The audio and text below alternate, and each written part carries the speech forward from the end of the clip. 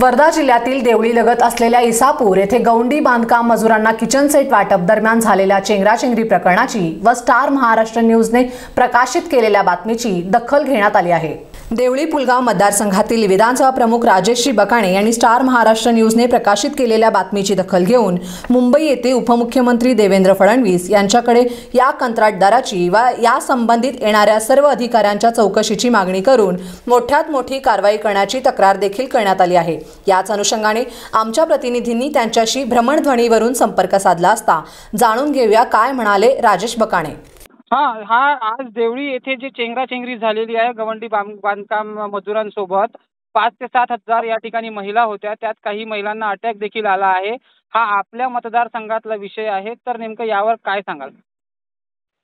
असं आहे की त्या ठिकाणी जे बांधकाम कामगारांना भांड्याचा वाटप चालू आहे तो वाटप तालुक्याच्या ठिकाणी घ्यायला पाहिजे होता असा GR आहे आणि याची माहिती सुद्धा मी कलेक्टरांना आज सकाळी करून दिली की जिल्ह्यामध्ये जे 8 तालुके आहेत 8 तालुक्याच्या ठिकाणी प्रत्येक तालुक्यामध्ये यांनी ते लावायला पाहिजे, त्यांना द्यायला पाहिजे, त्या तालुक्यातल्याच लोकांना बोलवायला पाहिजे जेणेकरून कधी होणार नाही।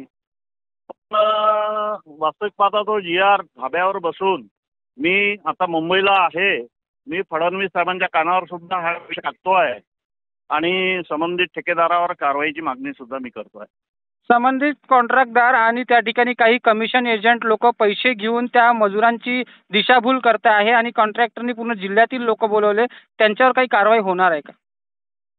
असं आहे, त्याची माहिती मला नाही आहे। या ठिकाणी कोणी ठेकेदारांनी कमिशन एजंट वगैरे नेमलेले आहे याची माहिती नाही आहे, ती माहिती पण मी घेतो आणि तसं असेल तर 100% बांधकाम कामगार अधिकारी यांच्यासोबत बोलून त्यांच्यावर कारवाई करावं।